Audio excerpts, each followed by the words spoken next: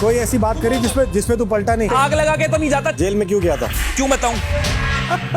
हंस मत, तेरी भी पर्सनल लाइफ होगी। इसको सोने नहीं दूंगा, इसकी फाड़ दूंगा। फाड़ दूंगा मेरी? हाँ तो क्या हो गया? फाड़ मेरी। 200 किलोमीटर जाके सॉरी बुलवाता है तू, 2 कदम पे सॉरी नहीं बुलवा पा रहा मुझसे। ओपन बोल रहा हूँ, मैं यही हूँ। नॉमिनेशंस ने हिला दी रिश्तों की बुनियाद। करण उस टास्क में मेरा साथ देता तो आज बहुत अलग सिनेरियो होता। फिर एक बेटे को बचाने के लिए दूसरे की बलि चढ़ा दी। बिल्कुल नहीं करण।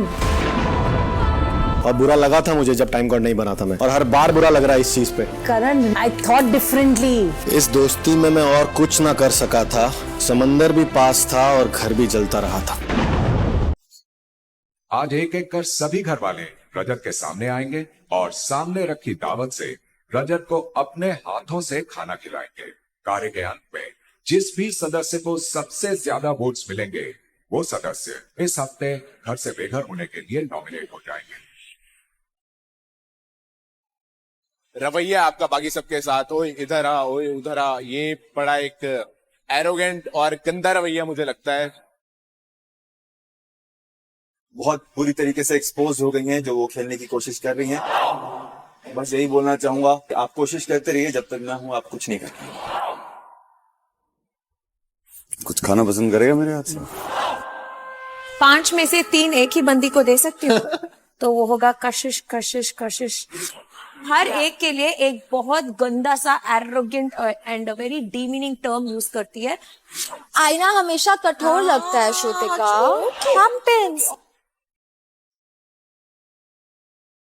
इनका घर में किसी चीजों पे कुछ इन्वॉल्वमेंट या कुछ ओपिनियन दिखाई नहीं देता है और ये कहते हैं कि मैं सिर्फ सॉल्यूशन लेकर आता हूँ, मैं सॉल्व करता हूँ चीजें। मुझे ऐसा लगता है प्रॉब्लम भी यही लेकर आती है। क्या बात। सही मुद्दे पे आके लड़ नहीं रहे हैं किसी से, और उनको बहुत डर लगता है। उन्होंने बोला है लड़ाई झगड़े से कोई गाड़ी भी ठोक दे तो उसको सॉरी बोल के चले जाते हैं। थोड़ा जाग जाओ। तो आपकी गाड़ी ठुकी हुई लग रही है। मैं तो उठ ही गया हूँ, तो आपको भी उठाना चाह रहा हूँ अब मैं। जो सदस्य घर से बेघर होने के लिए नॉमिनेट होते हैं वो हैं। तो भाई ये जो लड़ाई हुई है करण और रजत के बीच, इसमें काफी लोग ये बोल रहे हैं कि Karan is back, Karan is back.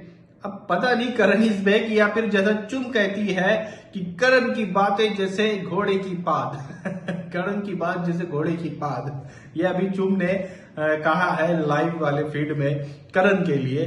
तो भाई अब ऐसा ही तो नहीं है ये नहीं पता, लेकिन अभी जो आए हैं करण सामने वो आए हैं जोरदार। और भाई रजत दलाल की भी इन्होंने करी है बोलती बंद। हुआ ये था पूरा माजरा कि जिस तरह से करण को शिल्पा ने दूसरी बार, तीसरी, चौथी बार जो है पीठ पे चाकू घोपा है, उसी दर्द को सुनाते हुए करण बैठे हुए थे शिल्पा के पास और उसमें बीच में घुस जाते हैं रजत दलाल और शिल्पा को कुछ कुछ बोलने लगते हैं। इसमें उनकी हार्ट टॉक हो जाती है, जिसके बारे में सभी जानते हैं कि रजत ने शिल्पा के साथ बदतमीजी करी, उस बहुत गंदे वे में एक तरह से रूडली बात करी है। तो जिसमें फिर जो है करण वहां आते हैं उस बीच में, उस लड़ाई में अपने आप को स्टैंड करते हैं कि भाई